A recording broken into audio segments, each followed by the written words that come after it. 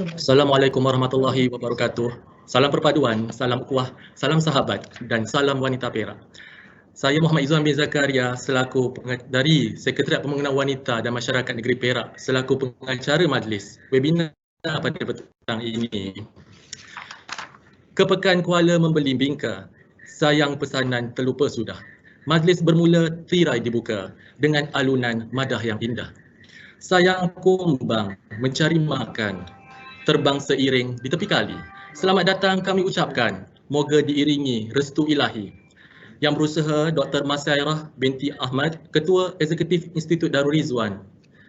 Yang berusaha Puan Sri Hartini binti Muhammad Syamsuddin, Pengarah Wanita Perak selaku moderator webinar hari ini.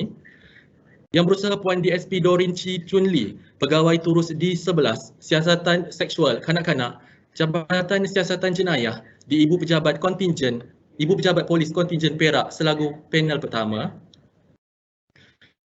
Yang berusaha Puan Sriyati binti Ahmad, Pegawai Kanan Persekutuan Persatuan Kesihatan Reproduktif Malaysia, FRAM selaku panel kedua. Tuan-tuan, puan-puan, sidang penonton yang dihormati sekalian.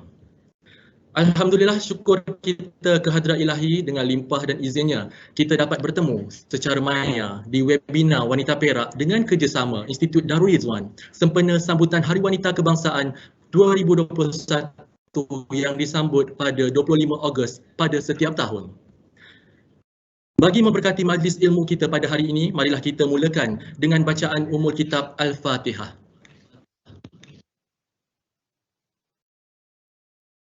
أعوذ بالله من الشيطان الرجيم بسم الله الرحمن الرحيم الحمد لله رب العالمين الرحمن الرحيم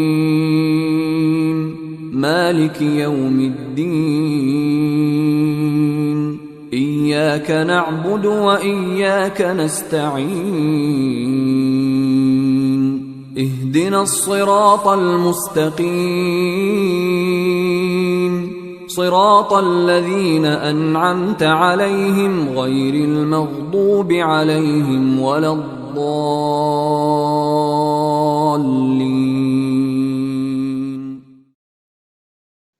Amin amin ya rabbal alamin. Hadirin yang dimuliakan, pada petang Khamis yang berbahagia ini, kita amat bertuah kerana dalam kesibukan Yang Amat Berhormat Datuk Muhammad, Menteri Besar Perak Darul Rizwan membuat persiapan sidang dewan yang sedang berlangsung. Beliau telah berkesempatan untuk merakamkan ucapan penghargaan terhadap sumbangan dan pengorbanan kaum hawa yang bergelar isteri, ibu, suri rumah maupun pekerja sempena sambutan Hari Wanita Kebangsaan 2021. Sama-sama kita saksikan rakaman ucapan ini dipersembahkan. Assalamualaikum warahmatullahi wabarakatuh dan salam sejahtera. Pertamanya saya ingin mengucapkan tahniah dan penghargaan kepada semua yang menyertai siri webinar Anjuran Wanita Perak dan Institut Darul Rizwan pada hari ini. Pada kesempatan ini, saya mengucapkan selamat Hari Wanita Kebangsaan kepada semua wanita tanpa mengira latar belakang walau di mana jua anda berada. Setinggi-tinggi tahniah juga diucapkan kepada Yang Berhormat Datuk Dr. Wan Nur Ashikin Wan Nordin, Pengurusi Jawatan Kuasa Pembangunan Wanita dan Keluarga, Kebajikan Masyarakat dan NGO dan pasukannya serta semua pihak yang terlibat menganjurkan beberapa siri webinar sebegini. Seperti mana kita sedia maklum, Hari Wanita Kebangsaan disambut pada 25 hari bulan Ogos setiap tahun. Namun, disebabkan oleh pandemik COVID-19, sambutan tidak diadakan dalam skala besar seperti tahun-tahun sebelum ini. Tuan-tuan, puan-puan yang dihormati sekalian, tema sambutan Hari Wanita bagi tahun ini adalah Wanita Bangkit Mendepani Cabaran, Wanita Wajah Negara. Saya melihat tema ini amatlah bertepatan dalam keadaan kita sedang mendepani pandemik COVID-19 ketika ini. Apabila dunia dilanda pandemik COVID-19, peranan wanita untuk bangkit mendepani cabaran pada hari ini amatlah diperlukan. Wanita wajah negara melambangkan semangat dan pengorbanan golongan wanita, terutamanya ketika berhadapan dengan pandemik ini. Tema ini memberi inspirasi dan penghargaan kepada wanita selain diharap membantu wanita meningkatkan kesedaran masyarakat mengenai keupayaan wanita dalam pembentukan keluarga, pembangunan serta kesejahteraan masyarakat dan negara.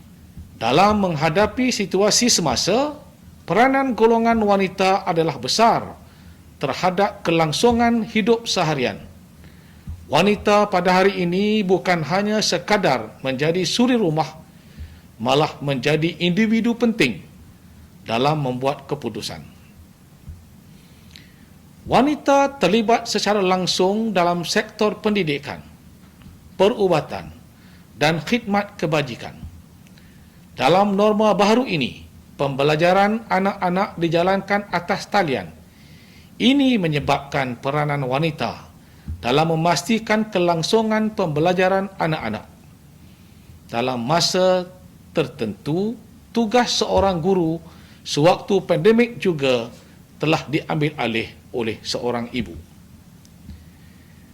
Wanita juga berperanan memberi sumbangan khidmat sosial kepada masyarakat seperti membantu mengagihkan barang keperluan asas kepada golongan yang terjejas, selain memberi sokongan moral dan spiritual kepada masyarakat yang terjejas melalui kerja sukarela yang dijalankan. Bidang perubatan adalah bidang yang paling mendesak di musim pandemik ini. Di saat penularan virus ini, para petugas seperti jururawat, doktor dan polis telah melakukan pengorbanan dengan meninggalkan keluarga semata-mata untuk membantu menangani wabak ini. Wanita juga telah menjadi tonggak kepada kejayaan pematuhan perintah kawalan pergerakan, sama ada penglibatan secara langsung sebagai petugas barisan hadapan maupun berperanan dalam keluarga. Semasa pandemik ini, sokongan wanita kepada suami untuk menyokong sumber keuangan keluarga amatlah dihargai.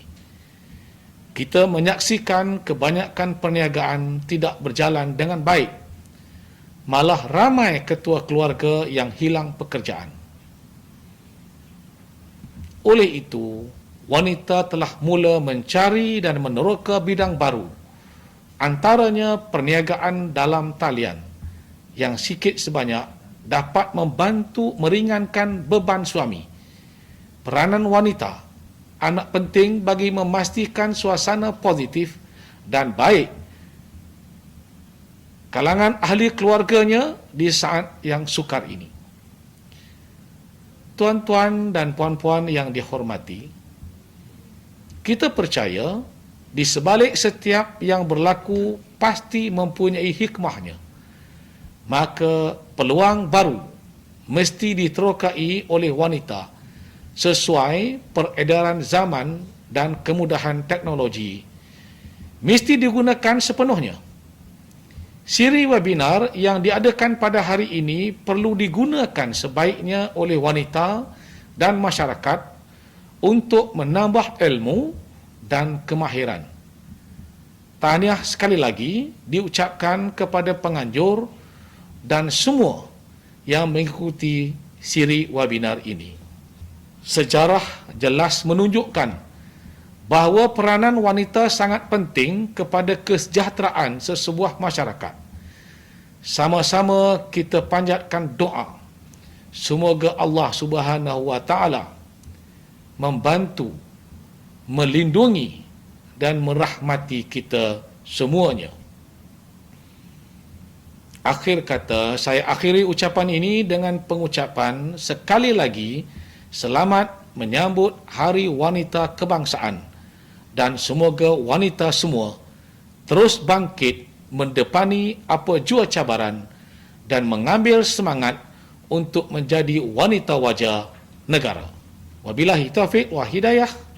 Wassalamualaikum warahmatullahi wabarakatuh. Terima kasih. Jutaan terima kasih kepada Yang Amat Berhormat Menteri Besar Perak Darul Rizwan atas ucapan itu. Hadirin hadirat yang dikasihi sekalian, seperti semua sedia maklum, topik yang akan dikupas oleh barisan panel kita pada webinar siri kedua pada hari ini adalah bertajuk apa itu sentuhan okey dan tak okey. Langkah untuk selamatkan diri, yang merupakan kesinambungan daripada webinar siri pertama, pengantunan semasa pandemik, selamatkah anak-anak kita yang telah diadakan pada 12 Ogos yang lalu. Kanak-kanak perlu didedahkan dengan kemahiran melindungi diri daripada gangguan seksual, terus masuk diajar membezakan cara sentuhan dalam berdepan ancaman pedofilia di sekeliling mereka. Adalah penting untuk kanak-kanak memahami antara sentuhan selamat okey atau bersifat gangguan tak okey supaya mereka lebih proaktif dalam menjaga diri. Namun sebelum itu, bab kata pepatah Melayu, tak kenal maka tak cinta. Ya, marilah sama kita memperkenalkan sedikit latar belakang para panel kita pada hari ini. Pada panel yang pertama iaitu Puan DSP Dorinci Chunli, kini menjawat jawatan sebagai pegawai turus di 11 Siasatan Seksual Kanak-kanak, Jabatan Siasatan Jenayah di Ibu Pejabat Polis Kontingen Perak. Beliau telah berkhidmat dalam pasukan Polis Diraja Malaysia selama 31 tahun di beberapa ibu pejabat dan polis pusat latihan polis, antaranya Pusat Latihan Polis Hitam Pulapah, IPD Seremban, IPK Kedah dan kini di IPK Perak. Manakala bagi panel kedua diberi nama Puan Sriyati binti Ahmad adalah merupakan pegawai kanan Persekutuan Persatuan Kesihatan Reproduktif Malaysia, FRAM. Beliau berpengalaman luas dalam bidang hak asasi, terutamanya hak yang berkaitan dengan kanak-kanak. Beliau adalah pegawai yang bertanggungjawab dalam memastikan kod etika, pelindungan dari eksploitasi seksual dituruti oleh FRAM dan semua cawangan FRAM di 13 negeri. Kini Puan giat memberi ceramah dan latihan secara maya untuk golongan jenis yang memerlukan dalam bidang reproduktif anak muda. Manakala moderator webinar pada hari ini adalah Puan Sri Hartini binti Muhammad Syamsuddin, Pengarah Sekretariat Pembangunan dan Masyarakat Negeri Perak, berkelulusan ijazah sarjana muda kepujian perakaunan di Universiti Utara Malaysia.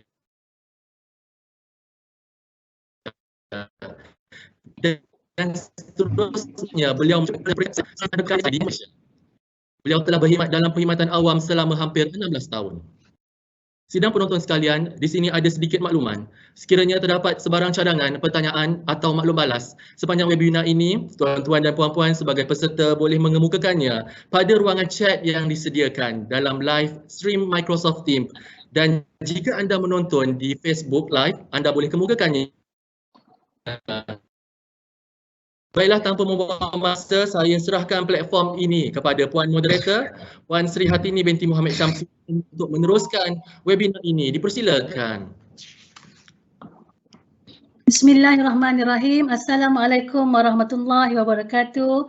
Salam sejahtera dan selamat petang semua. Terima kasih saya ucapkan kepada sedang hadirin semua yang sudi mengikuti siri webinar kali kedua bagi perbincangan tajuk berkaitan dengan hak kesihatan reproduktif dan seksual pada petang ini. Setinggi penghargaan saya ucapkan kepada Kerajaan Negeri Perak yang menyokong program ini, kepada semua rakan strategik kami iaitu daripada IDR, FRAM, PDRM, kepada semua ketua jabatan, pemimpin NGO, para panel dan sedang hadirin yang saya hormati sekalian. Saya Sri Hartini, moderator pada petang ini. Saya ingin maklumkan di sini bahawa sekiranya sedang hadirin mempunyai soalan yang nak ditanyakan kepada kami, namun mempunyai rasa segan ataupun perlukan privasi, tuan-puan boleh menghantar kepada nombor admin kami iaitu di nombor 016 563 5278. saya juga memohon keizinan daripada semua content owner dan juga content provider yang kami gunakan, yang kami ambil daripada media sosial yang untuk digunakan pada sesi webinar pada petang ini. Jadi terima kasih kepada kedua-dua wanita.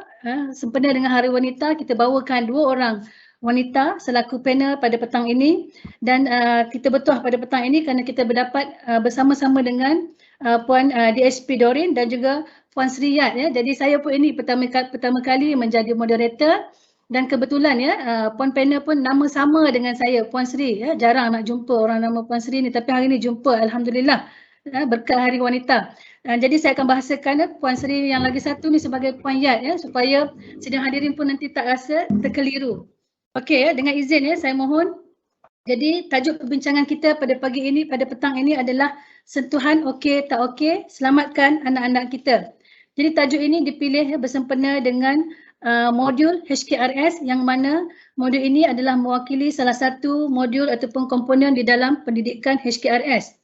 Jadi saya terus kepada soalan pertama kepada Puan DSP Doreen. Saya mohon, saya ingin mendapatkan penjelasan daripada Puan DSP. Mohon untuk menjelaskan kepada kita apakah statistik ataupun kedudukan semasa jenayah seksual yang biasa melibatkan kanak-kanak, dan apakah jenis jenayah seksual yang paling banyak direkodkan. Dipersilakan Puan. Selamat petang dan terima kasih kepada kita punya pihak penganjur, JPW Perak, dan kita punya Puan pengurusi moderator, Puan Sri Hayati, dan salam perkenalan kepada saya punya Puan partner, panel 2, Puan Sri Yati, yang muka pun berseri-seri sama dengan Puan Sri Hartini, nama yang cantik. Jadi petang ni soalan yang dikemukakan statistik. Apa tu statistik jenayah seksual yang melibatkan kanak-kanak di sini? Banyak ialah kes rogo. Rogo diikuti dengan kes cabul dan kemudian liwat dan gangguan seksual. Kes cabul ni banyak ialah kes remaja kanak-kanak bawah 18 tahun, dan cabul ni kebanyakan ada juga kanak-kanak, dan kes gangguan juga kanak-kanak bawah ni, tapi gangguan seksual tak ketara sangat. Tapi yang paling ketara ialah kita cukup takut ialah kes rogo lah. Kes rogo ni bukan hanya rogo remaja suka sama suka, tapi yang kita risau ni ialah sumbang maram. Sumbang maram ni saya tengok di kontingen Perak ni dah meningkat. Daripada tahun lepas kita hanya ada 30 lebih, tahun ni dekat 70 lebih. Bukan 70, tahun lepas ada kes rogo kita ada dalam kes rogo kita ada 70, tahun lepas ada 38. Kalau kita buat perbandingan kes rogo sumbang mahram dengan kes rogo biasa, kes rogo tahun lepas sumbang mahram ada dalam 13, tahun ni sudah ada 19, maknanya ada peningkatan 6 kes. Kes yang melibatkan sumbang mahram ni adalah ayah kandung sendiri, yang kita sepatutnya sebagai orang kata menjaga keselamatan anak-anak dia sendiri, tapi dia pula yang macam ikan haru makan anak lah, orang kata harap pagar makan padi, yang macam tu lah. Lepas tu kes rogo yang remaja ni pun meningkat lebih kurang 25 kes daripada tahun lepas hanya 24. Lepas tu tahun ni ada 49 kes. Yang kita punya slide yang sini dia tunjuk ni ialah keseluruhan, bukan hanya kontingen Perak. Nanti orang ingat Kedah begitu banyak. Kedah pula. Sebab saya dulu kerja Kedah, dah biasa nak sebut Kedah. Di Perak. Jadi Perak kita tengok pun risau, kes makin meningkat. Jadi kita pun tak boleh nak buat apa. Jadi itulah kita buat ni program ni supaya kesedaran timbul ke atas ibu bapa mereka. Terutama ibu. Ibulah yang kena main peranan. Sebab kes rogo ni kalau ibu tak main peranan, tak nasihat anak-anak, tak diajar anak-anak apa tu sentuhan okey tak okey, jadi bolehlah berlaku jenayah rogo. Dan jenis-jenis jenayah seksual yang selalu berlaku sini, jenayah cyber. Cyber yang kita selalu ni ialah online Online yang sekarang ni semua dah ada gadget sendiri. Sejak pandemik COVID ni budak-budak tak pergi sekolah. Jadi mereka diberi handphone, beri komputer, kemudahan untuk belajar. Di samping belajar, mereka pun dah pandai. Sambil belajar, mereka dah pandai untuk mula Facebook, Instagram.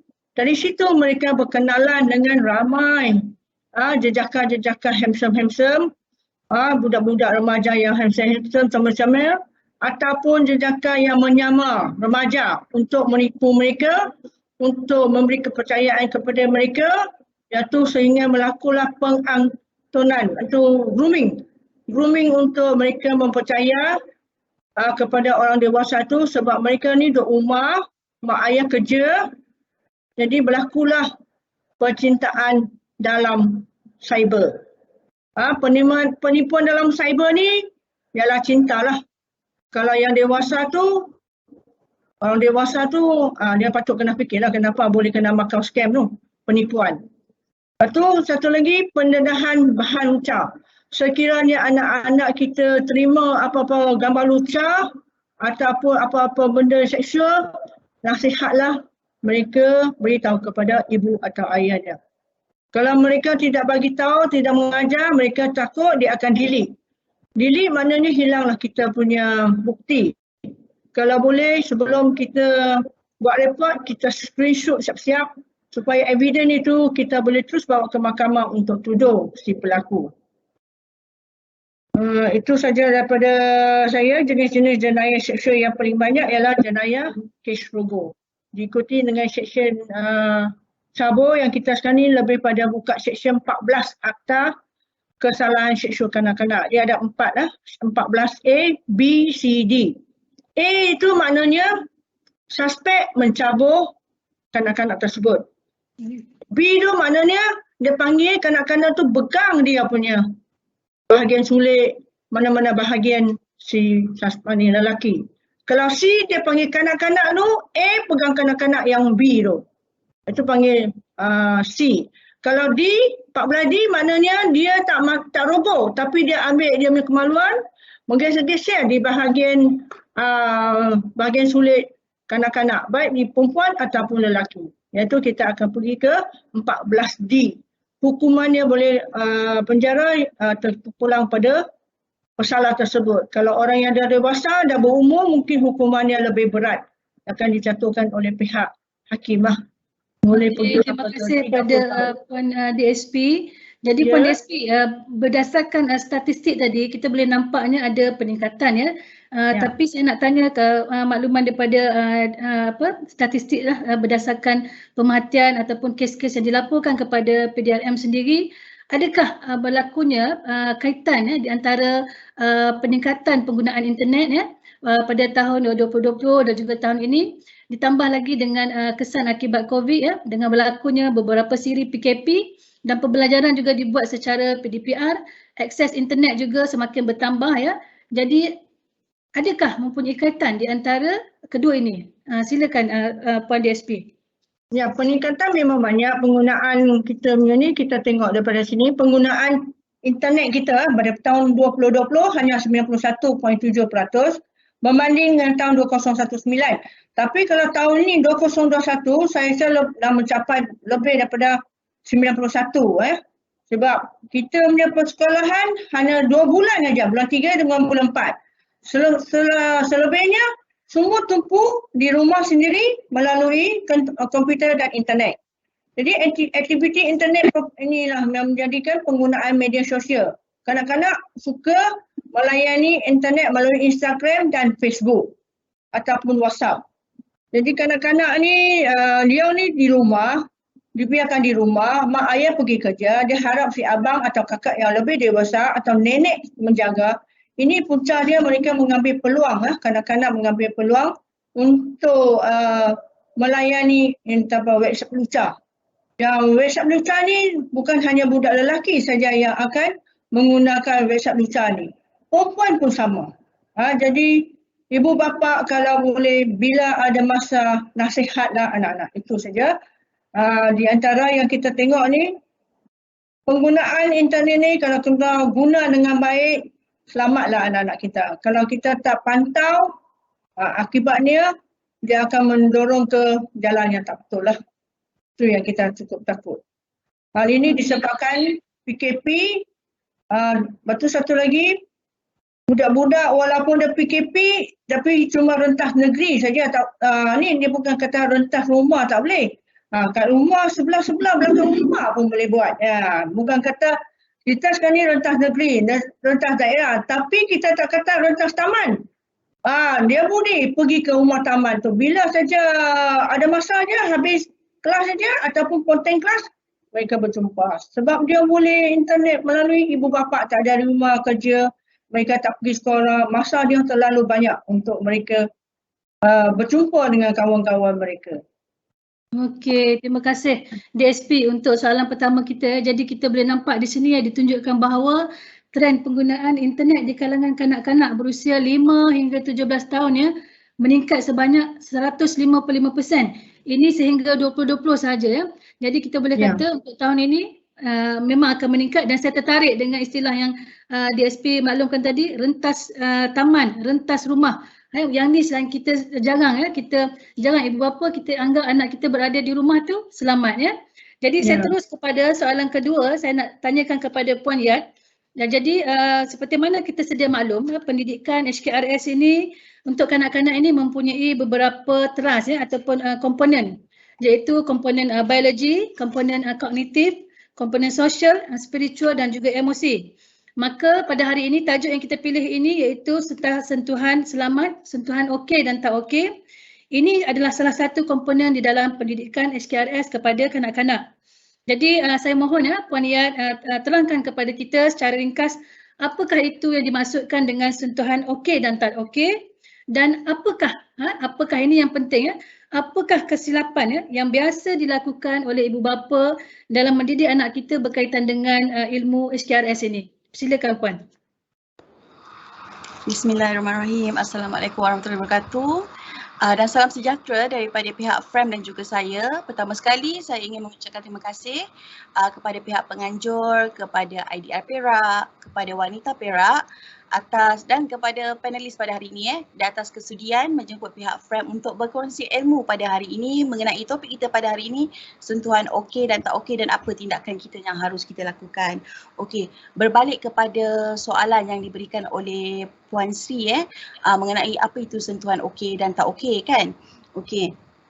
Sebelum itu ingin saya berkongsi di sini bahawa topik mengenai seks ataupun pendidikan seks ini sudah menjadi isu yang lama yang kita bincangkan, tapi di masyarakat kita kalau misalnya Puan Desti kan dia nampak okey lah, tapi kalau misalnya Puan Desti nak baca mungkin kena tolak sikit dibincangkan di masyarakat dia Asia.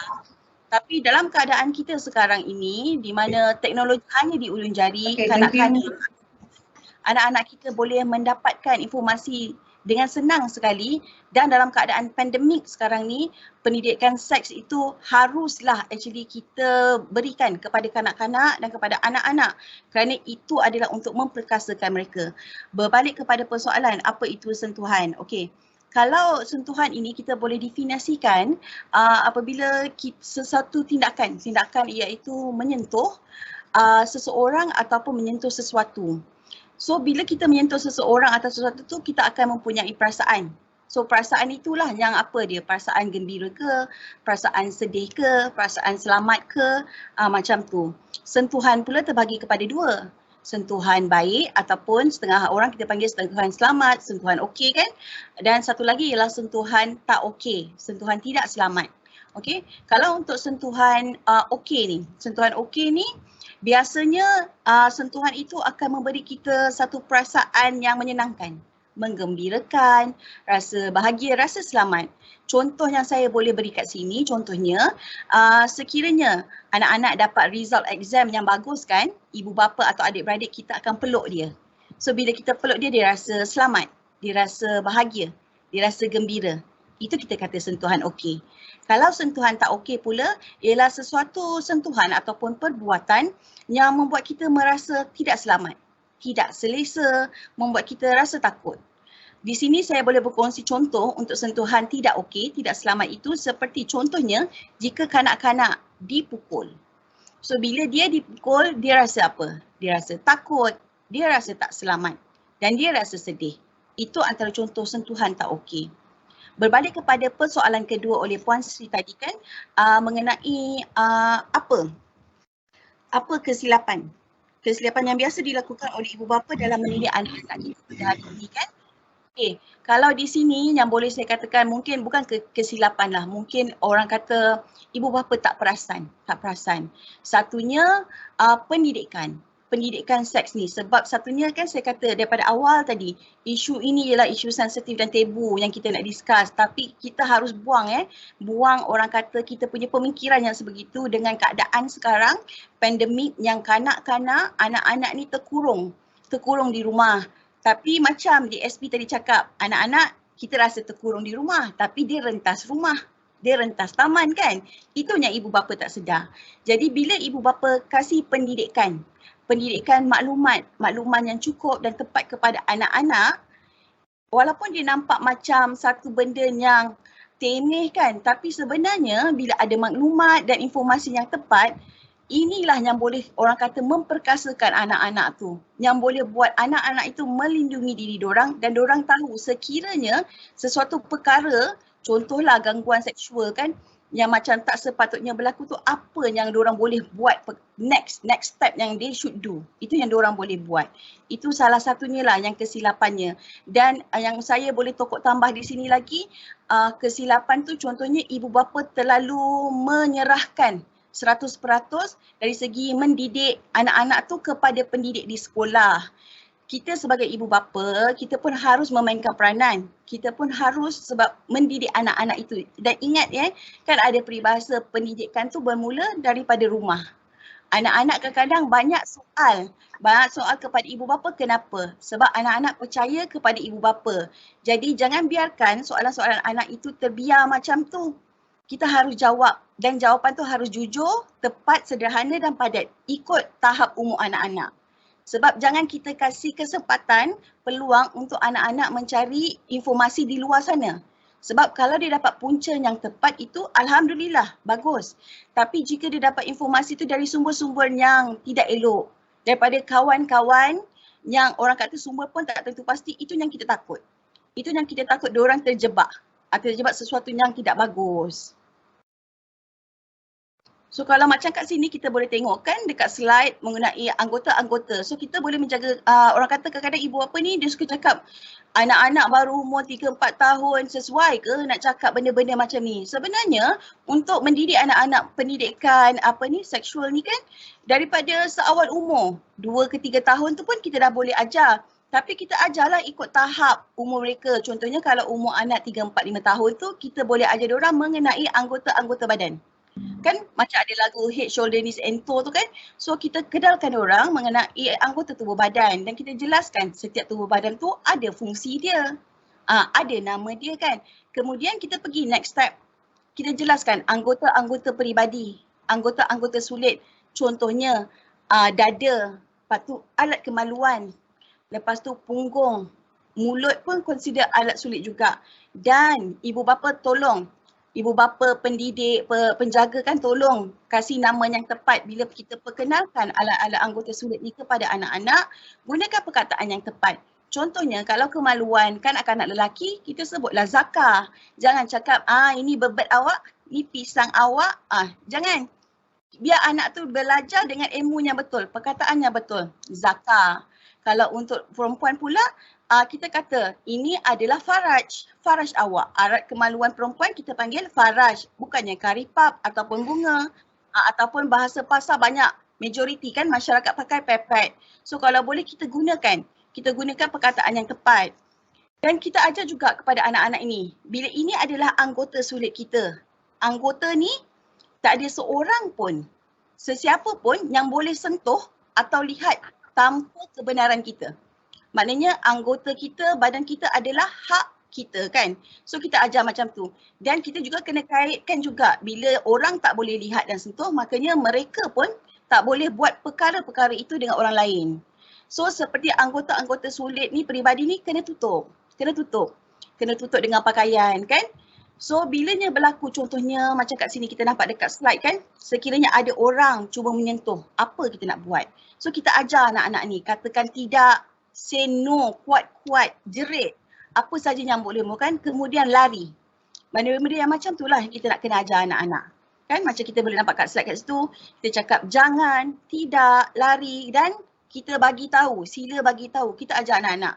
Jangan merahsiakan benda-benda yang tidak elok. Kongsi rahsia tu supaya dengan orang dewasa yang mereka percayai, supaya orang dewasa ni boleh menolong apa yang kita boleh tolong kan, untuk orang kata mengengkangkan problem ni. Macam tu. Okey, terima kasih Puan Yat ya.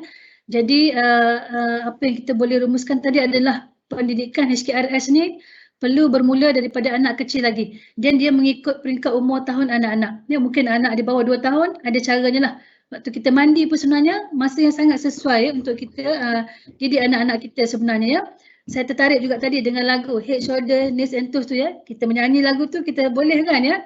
Tapi kita nak mendidik anak kita berkaitan dengan biologi ya, ilmu HKRS ni, kita rasa malu dan kita rasa segan dan lebih sedih kita harapkan orang lain ya. Mungkin cikgu-cikgu, kawan-kawan anak-anak kita yang sama tak tahu macam anak kita untuk didik anak kita ya. Itu adalah kita punya wake up call kepada diri saya dan kita semua selaku ibu bapa. Jadi saya nak pergi kepada soalan ketiga, saya nak ajukan kepada DSP ya. Jadi kita nak tunjukkan ya contoh-contoh kes jenayah seksual yang berlaku. Ini saya kira sedang hadirin pun boleh lihat banyak ya di media sosial, di media massa ya. Jadi kalau bolehlah DSP ceritakan kepada kita berdasarkan pengalaman dan juga rekod yang biasa dikendalikan oleh unit D11 ini ya.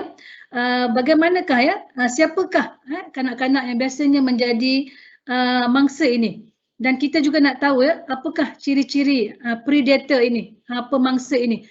Adakah mereka ini orang yang macam mana, orang macam mana yang mereka suka dan bagaimana mereka ini juga selaku predator dan juga selaku pemangsa? Silakan DSP. Okey, berkenaan soalan kedua ni, bagaimana kes boleh berlaku dalam masyarakat ni? Siapa yang biasanya menjadi mangsa?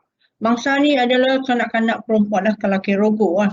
Jadi kalau seksual lain-lain kes tu liwat lelaki ya. Perempuan pun boleh jadi mangsa. Jadi bagaimana boleh berlaku? Terutama yang macam kes sumbang maram. Sumbang maram ni ialah suspek ialah orang yang mempunyai pertalian darah, hubungan saudara. Memang dia ditinggalkan, dijaga oleh bapa dia atau bapa tiri dia ataupun datuk dia semasa ibu cuba mencari nafkah di luar. Jadi di situ datuk dia mengambil kesempatan dan bapaknya pun mengambil kesempatan merujuk anak-anak mereka. Sepatutnya mereka kena jaga. Yang remaja ni macam mana boleh berlaku? Yang remaja ni berlaku kerana mereka berkenalan dengan kawan-kawan melalui Instagram dengan Facebook. Jadi bila dia berkenalan, suspek-suspek tu remaja juga, mereka akan menunjukkan gambar-gambar lucah kepada dia hantar video lucah. Jadi bila mangsa yang remaja ni bila nak tengok benda-benda lucah ni, dia akan terangsang, dia ingin mencuba. Bila ingin mencuba, kawan tu akan berjumpa lah di tempat-tempat di mana mereka boleh berjumpa sama ada di rumah lelaki itu ataupun lelaki itu datang ke rumah perempuan tu kerana tiada ibu bapa dia di rumah.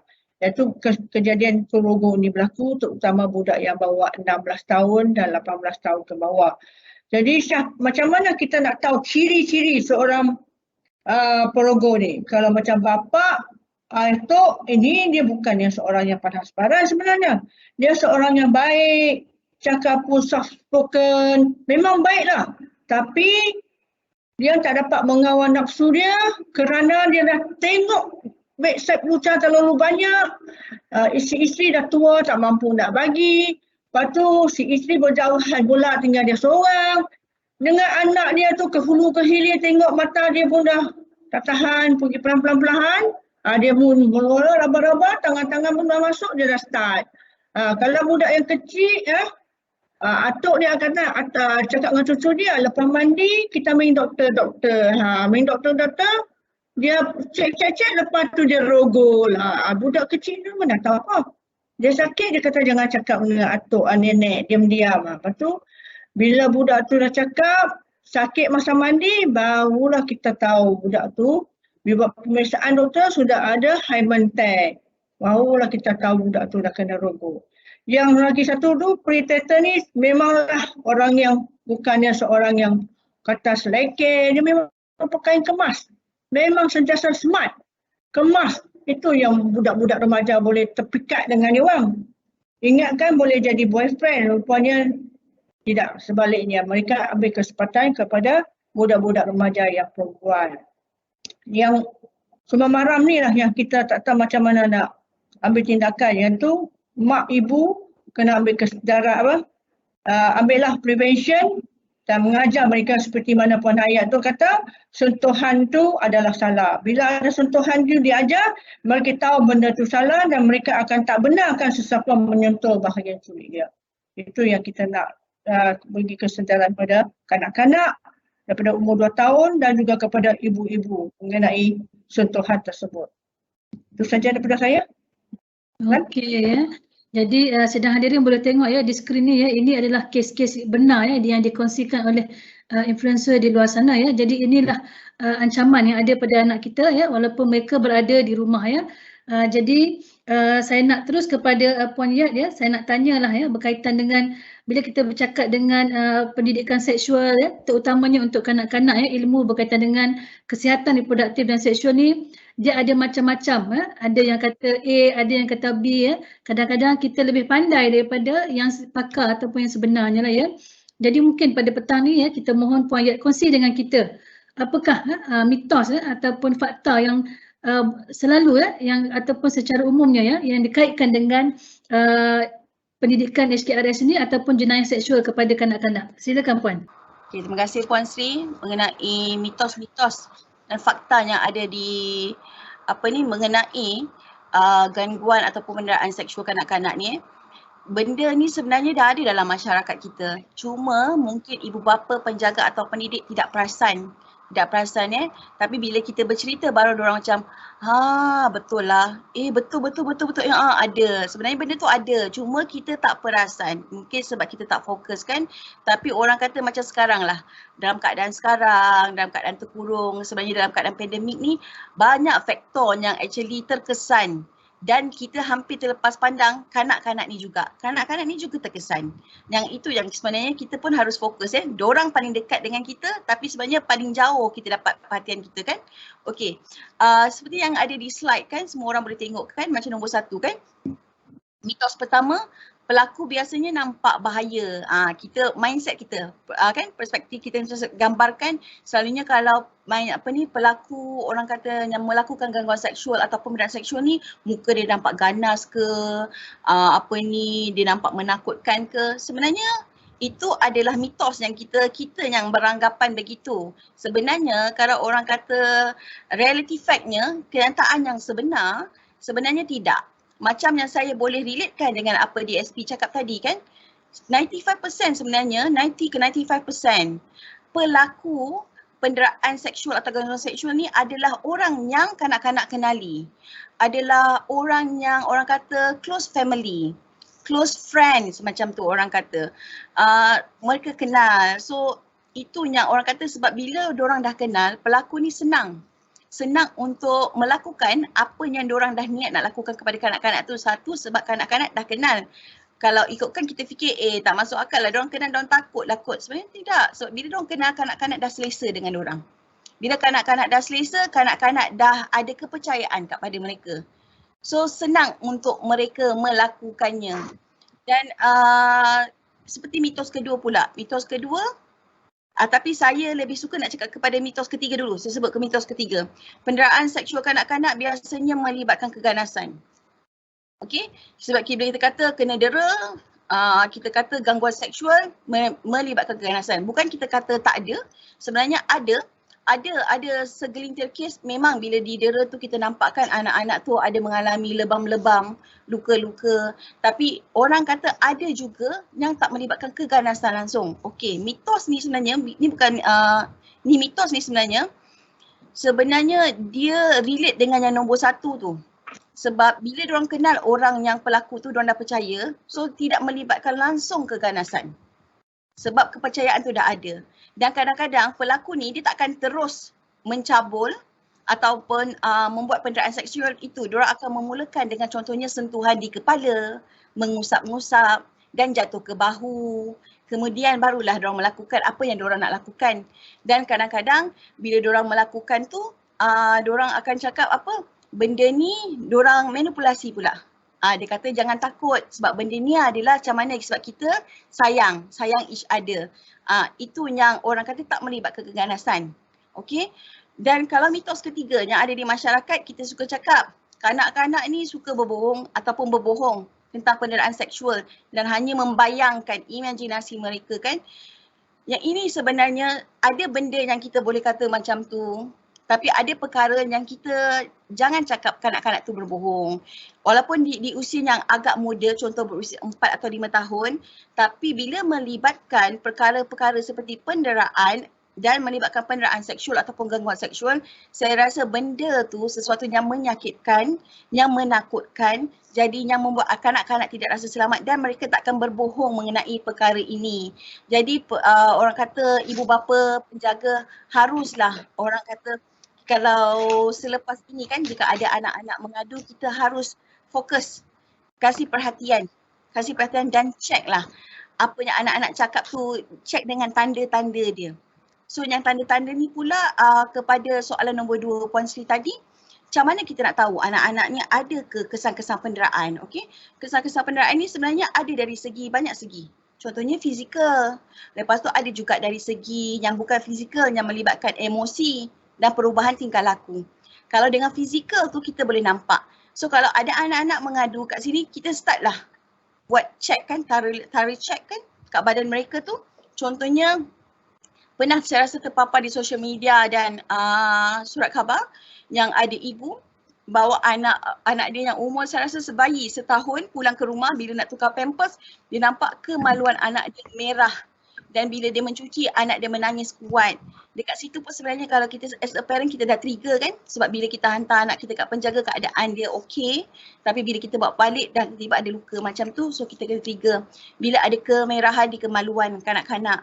Lepas tu sekiranya kalau ada orang kata bila anak-anak mengadu, bila dia nak membuang air besar, dubur dia sakit, itu pun kita kena trigger juga sebab kita takut kalau anak kita lelaki maybe perkara liwat tu telah terjadi. Dan sekiranya anak baru berusia dalam 7-8 tahun tetapi dekat kemaluan dia keluar lelehan, itu pun kita kena ambil. Ini semua saya sebut daripada segi fizikal. Dan contohnya kalau tiba-tiba anak yang berusia umur contohlah 12 tahun, 10 tahun tapi tiba-tiba terkena penyakit kelamin. Ini kan sesuatu yang tak sepatutnya berlaku kan.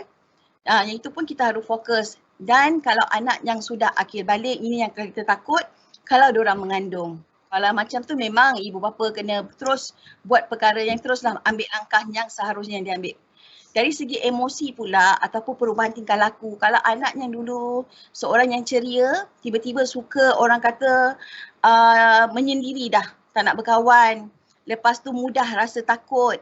Lepas tu kalau anak tiba-tiba dia punya dah tak macam kurang makan. Lepas tu kalau dulu selalu yang happy, sekarang cepat marah.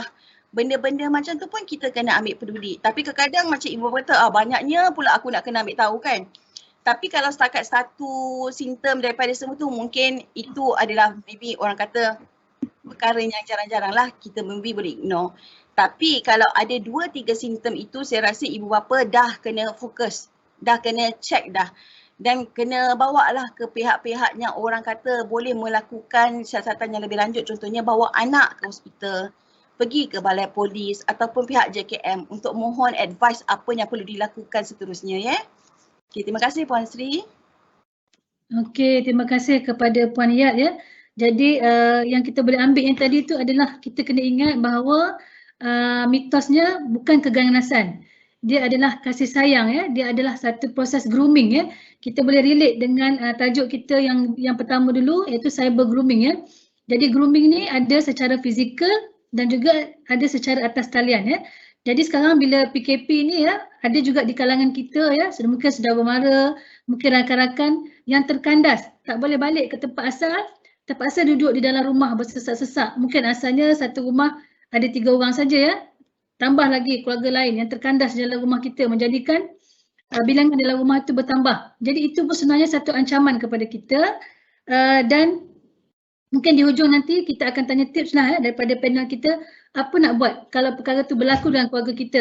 Tambah-tambah kalau kita di rumah cuma ada 2 bilik, apa kita perlu buat ya. Jadi saya terus kepada soalan yang kelima, saya nak tanya kepada DSP ya. Ini adalah kes real yang dikongsikan oleh influencer Dr. Reza Zainul ya di Facebook, di media sosial. Jadi kita boleh tengok di situ ya. Ini adalah real case ya yang dikongsikan oleh doktor bagaimana anak-anak ini telah pun menjadi mangsa. Jadi kalau kita tengok ya pelajar atau mangsa yang berada di sekeliling kita ni ya, sebagai ibu bapa, sebagai guru, sebagai penjaga ataupun sebagai pemimpin di peringkat komuniti, sekiranya kita berdepan ya, berjumpa mangsa, apakah yang perlu kita buat Puan DSP bagi tujuan membantu kita membuat pembuktian di mahkamah kelak. Kerana bila terjadi sesuatu perkara yang kita tak sangka ni, biasanya ibu bapa ataupun para guru, kita mesti panik dulu, mesti terkejut, mesti sedih, mesti nak marah.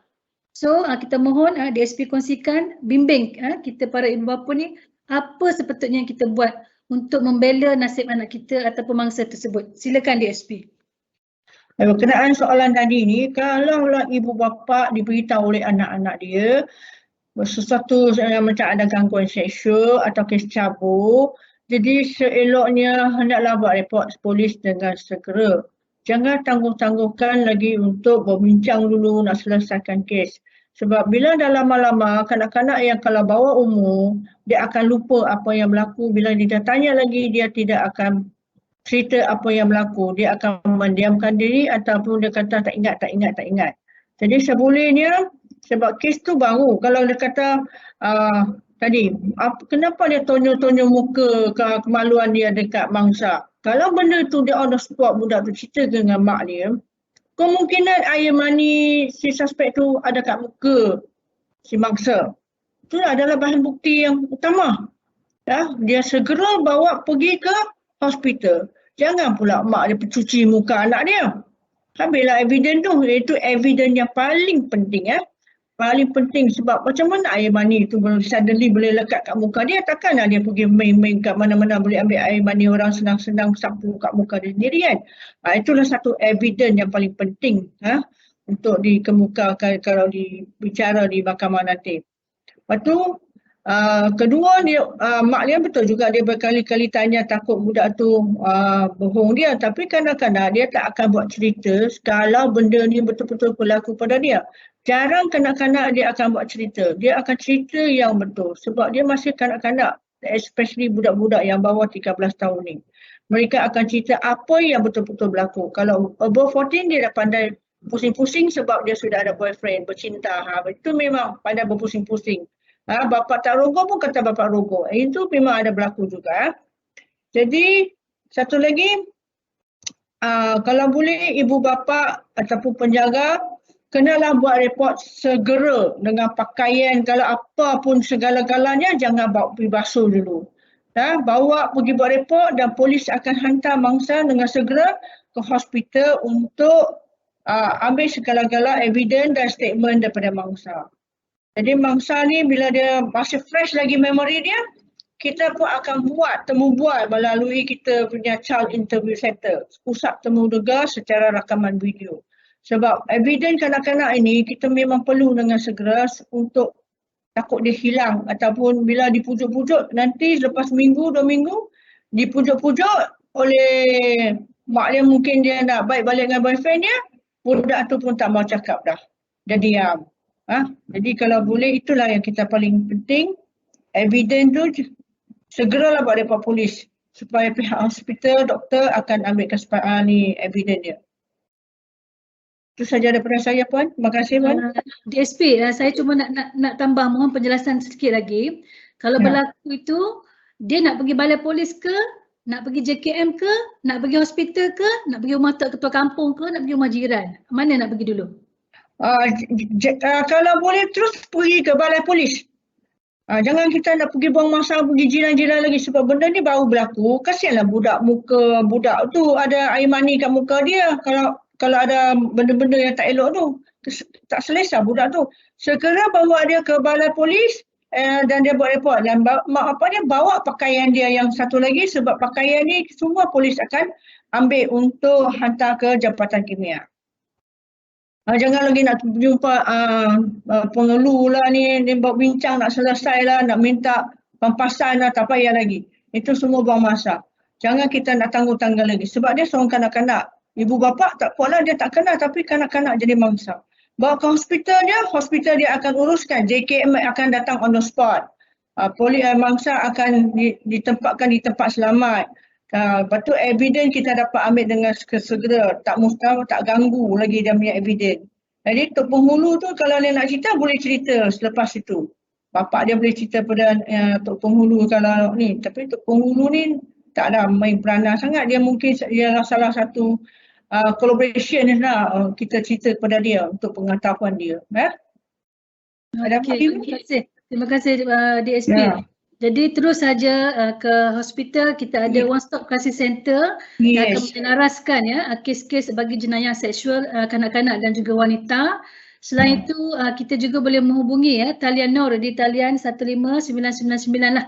Jadi daripada situ Kementerian Pembangunan Wanita Keluarga dan Masyarakat akan terus menyalurkan maklumat ini kepada agensi-agensi yang berkaitan dan insya-Allah kita memberi jaminan bahawa mangsa ini akan dilindungi Puan DSP kita akan dilindungi dan kerahsiaan semua kita akan jagalah Jadi saya terus kepada soalan seterusnya, soalan ke-6 saya nak tunjukkan kepada Puan Yat ini adalah kita petik daripada perkongsian influencer Dr. Ana namanya di media sosial Jadi situasi ni kalau kita boleh baca adalah saya nak relate tadi mungkin di kalangan kita pun sekarang ada yang menghadapi ini disebabkan oleh PKP ni, ada orang lain mungkin saudara mara kita, kawan-kawan yang kita pun selama ni orang datang rumah kita paling lama 3 hari kan. Sekarang tak boleh nak balik, tak boleh nak rentas daerah dan sebagainya, dia terpaksa duduk di rumah kita. Contoh saya bagi Jadi kalau kita tengok ini apakah peranan ibu bapa untuk mencegah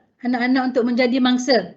Dan bagaimana ibu bapa ni sepatutnya bertindak mengikut keadaan keluarga dia lah. Kerana apa pun kita percaya pendidikan itu mesti bermula daripada rumah dia sendiri Jadi bila kita dah tengok keadaan sekarang ni dengan jenayah seksual fizikal, jenayah seksual di atas talian secara grooming, mungkin orang kata mungkin dilenggung anak-anak tu boleh terdedah dengan skema ataupun daripada predator di luar negara di seluruh dunia. Seperti saya maklumkan dalam webinar satu dulu, terdapat seramai 750,000 predator yang aktif di atas talian pada satu masa di seluruh dunia. Mereka ni pun predator ni pun ada banyak masa macam kita juga. Dia pun buat homework, dia pun buat upgrade, dia pun buat research sama macam kita Jadi sebagai ibu bapa, adakah perlu kita jadi terlalu paranoid, terlalu takut sangat sampai kita langsung tak percaya anak kita? Sikit-sikit kita tak percaya, sikit-sikit tak percaya yang akhirnya akan memberi kesan emosi juga kepada anak kita ataupun kita memberi kepercayaan sepenuhnya. Di mana kita nak ambil tu Puan Yat? Silakan Puan. Okey Puan Sri, terima kasih atas soalan yang diberikan. Okey, berbalik kalau kita tengok dekat slide ni kan daripada Dr. Ana ni macam kita kata anak mengadu sakit kepala, tak cukup tidur. Saya rasa kalau majoriti lah di masyarakat semalam, ibu bapa akan cakap itulah main game lama sangat ataupun kenapa tak boleh tidur sebab kita takkan terfikir ataupun jarang yang terfikir bahawa anak tu tak cukup tidur adalah kerana dia diganggu secara seksual. Tapi macam yang saya relate kepada apa yang saya cakap tadi, kita kena juga perhatikan kepada orang kata tanda-tanda anak ni diganggu secara seksual ataupun penderaan seksual. Itu juga kita tengok dia related ke tak. Dan daripada slide ni juga macam yang kat sini terdapat Dr. Ana dia cakap kenapa anak 11 tahun masih tidur di bilik mak ayah. Saya rasa untuk masyarakat, saya tak nak kata masyarakat Malaysia lah, kita kata masyarakat dekat negara-negara Asia ni kan, memang saya rasa masih ramai lagi praktiskan anak tu tidur dengan ibu bapa sebilik. Tapi kita boleh tidur sebilik tapi ikut tahap usia mereka. Kalau anak tu orang kata masih lagi orang kata dalam umur 6 tahun ke bawah, boleh tidur lagi dalam sebilik dengan ibu bapa. Tetapi jangan orang kata tempat tidur tu tempat tidur yang sama. Mungkin anak-anak boleh tidur di di katil lain. Macam tu. Okey, lagi satu daripada soalan Puan Sri mengenai pencegahan ibu bapa macam mana ni isu-isu sekarang ni lagi-lagi musim pandemik ni semakin meningkat kan, apa nak kena buat. Sekali lagi saya ulangkan seperti apa ni yang saya berikan maklumat pada awal tadi, daripada kita punya awal ceramah tadi, pengkongsian ilmu kepada anak-anak. Kita kasih pendidikan kepada anak-anak sebab bila anak-anak ada info dan maklumat yang tepat, itu yang dapat memperkasakan diri mereka, yang dapat melindungi diri mereka. Dan kemudian ibu bapa juga kena harus berbincang dengan anak-anak juga. Janganlah bila kita dah kasih ilmu dan dah tu je, tak berborak dah. Kita kena berborak dengan orang. Contohnya tahu tak sentuhan selamat tu macam mana? Sentuhan okey tu macam mana? Kita berbincang dan macam tu. Okey, kemudiannya antara pencegahan yang sedikit saya bercakapkan, jangan paksa anak-anak. Paksa dari segi apa tu? Okey, kita boleh nampak kan masyarakat kita ni suka bila macam bertemulah dengan saudara ke, dengan keluarga terdekat ke, dengan keluarga ni, cepat-cepat peluk uncle. Tu kiss dia. Itu yang kita sukakan. Konon ialah niat kita baik supaya hubungan tu berjalan dengan baik kan. Tapi kalau anak tu tak rela, jangan kita paksa. Sebab ini yang mencenderungkan benda-benda macam ni sebab kita boleh cakap mungkin anak tu niat dia tak ada apa-apa tapi yang dewasa tu kita tak tahu macam mana kan. Dan another langkah yang kita boleh berkongsi di sini ialah luahkan perasaan. Kita ajar anak untuk luahkan perasaan. Kita ajar anak untuk berkongsi rahsia yang tak okey. Sebab kanak-kanak ni kadang-kadang dia tak tahu nak express tau, nak melahirkan apa yang dia rasa. Yang diorang tahu kalau diorang marah, diorang tiba-tiba jerit je. Ataupun kalau diorang sedih, diorang just nangis je. Tapi kalau macam tu, kita suruh diorang luahkan perasaan dengan kita. Kita selalu bercakap dengan mereka. Dan kemudian buat role play. Role play kan macam kita kata, kalau orang sentuh ni kita kena buat apa. Sebab bila kita kerap buat role play macam tu dengan anak akan dah terbiasa dan tahu apa yang perlu buat. Kalau orang yang tak dikenali ataupun orang yang dikenali tiba-tiba sentuh kemaluan dia dah tahu apa nak buat. Dia akan jerit jangan, dia akan cakap no dan dia terus lari. Dan dia terus bagi tahu dekat orang yang dia percaya, ibu bapa ke. Dan anak-anak ni kita kena cakap, bagi tahu dengan orang dewasa yang dia percayai dan terus bagi tahu sampai dia dapat bantuan. Dan yang akhir sekali, percaya dengan anak-anak. Seperti yang saya cakap tadi, percaya dengan anak-anak kalau melibatkan isu-isu yang seperti ini, isu-isu seksual. Memang benda-benda ini meninggalkan memori yang tidak baik dan tidak mungkin mereka akan menipu. Okey Puan Sri, sekian daripada saya. Okey, terima kasih Puan Yat ya. Jadi dalam masa yang ada ni saya mengucapkan terima kasih ya. Kita menerima banyak komen daripada para penonton ya. Jadi saya nak baca sikitlah komen-komen yang diberikan oleh penonton ya, iaitu datangnya daripada Encik Anu Sarmugam ya. Satu topik yang sangat menarik dan penting pada masa kini. Daripada Latif ya, katanya topik yang sangat bermanfaat untuk kita, satu kesedaran kepada kita semua. Semoga kita semua berhati-hati jaga terutamanya kanak-kanak ya. Dan Puan Asma Zura Ahmad memberikan komen bahawa pendidikan seks ini perlu diterapkan sesuai mengikut subjek pendidikan kesihatan di sekolah. Jadi saya nak baca satu soalan ya, kerana kita ada banyak soalan juga yang kita terima. Jadi saya pilih satu dulu. Soalan ni saya nak tanya terus kepada DSP ya. Datangnya daripada An-Nur Damia ya di Facebook kita. Jika berlaku kes sumbang mahram, apakah perkara yang perlu mangsa lakukan untuk menyelamatkan diri? Terutama dalam keadaan PKP ini, pergerakan sangat terbatas. Mangsa takut untuk menceritakan kepada ibu bapa dan juga adik-beradik. Silakan adik SP. Untuk mengenai soalan ni, sekira dia ada jiran yang dia boleh berhubungi, dia boleh maklum kepada jiran dia untuk minta bantuan, telefon polis ataupun 15999 untuk minta tolong lah. Jadi bila dia minta tolong saja, polis yang ronda-ronda tu dia akan terus datang untuk menyelamatkan dia ke balai untuk buat report dan kita boleh hantar dia untuk buat pemeriksaan doktor. Dan orang yang melakukan kesalahan tu kita akan ambil tindakan segeralah, buat tangkapan lah. Saya tahu sebab kanak-kanak ni dia takut kepada mak, mungkin mak tak percaya, itu dia akan mendiamkan diri. Kalau jiran tak ada, macam mana kita nak buat? Handphone mak bapak tak bagi, macam nak buat? Macam mana nak buat pula? Dia kena kurung. Dia pandai-pandai ambil kertas, tulis kat kertas, minta bantuan, ni nombor ni alamat, saya kena rogol oleh bapak ke apa. Lepas tu buat kapal terbang kan, baling keluar. Begitu orang yang lalu mungkin nampak. Kita tengok dalam movie banyak lah. Jadi harap orang yang lalu-lalu nampak kertas ni ambil dah. Jangan dia pijak pula kertas tu. Itulah salah satu. Kedua, mungkin dia boleh jerit-jerit. Kalau mak bapak dia tak ada, dia cuba jerit-jerit buat bising supaya orang-orang jiran-jiran dia boleh tengok kenapa budak tu macam bising-bising. Orang jiran-jiran nampak, kalau boleh ambillah kesempatan. Bukan kita nak jaga tepi kain, tapi kita nak ambil tahu apa yang berlaku untuk membantu ataupun menyelamatkan kanak-kanak itu daripada jadi mangsa seksual. Harap-harap macam itulah. Okey, terima kasih Puan DSP ya. Banyak soalan yang ditanyakan berkaitan dengan sumbang mahram ni. Kita ada beberapa soalannya lebih kurang lah ya. Jadi apa yang saya dapati ya, bila berlaku sesuatu kes sumbang mahram dalam keluarga, kita ingat apa yang Puan Yat sebut tadi, percaya dahulu kepada anak kita. Mesti kita ambil serius apa yang anak kita maklumkan ya. Dan biasanya pengadu ni ya, ada juga kadang-kadang kita lihat pengadu ni disebabkan sumbang mahram ni berlaku dalam keluarga lah. Biasanya orang yang kita kenal ya. Kita rujuk balik fakta tadi, 90% adalah orang yang kita kenal. Didapati ada setengah juga cenderung untuk tarik kes. Adakah ini berlaku DSP?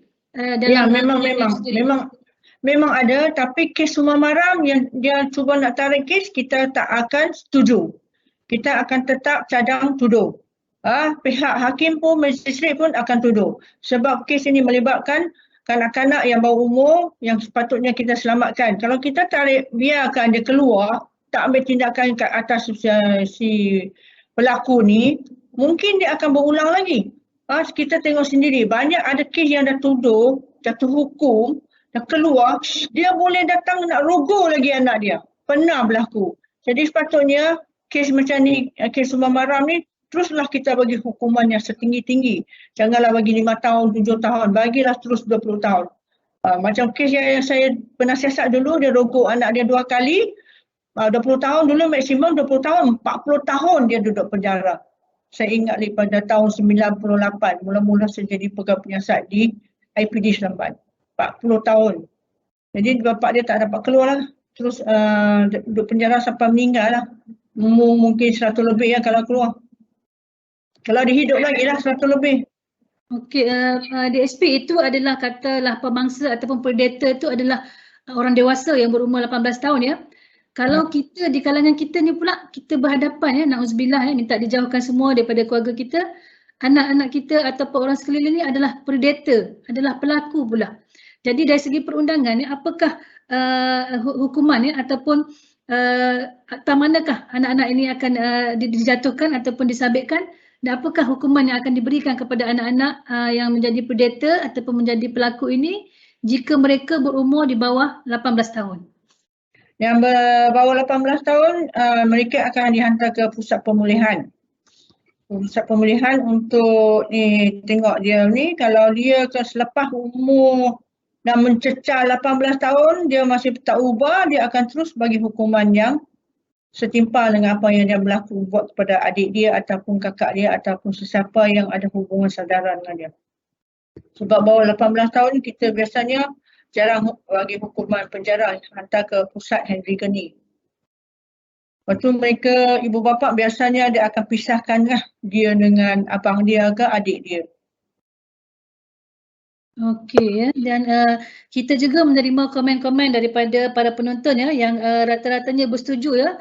Ada juga yang berkongsi daripada Perpustakaan Masyarakat RPT ya. Katanya kalau kita teliti ya, kekeliruan gender sekarang banyak berlaku disebabkan sejarah mereka mengalami gangguan seksual masa mereka kecil dulu. Mereka menjadi benci dengan orang yang sama jantina. Jadi kita balik kepada perkara yang kita perlu lakukan tadi. Buat laporan, jangan kita nak melindungi mangsa.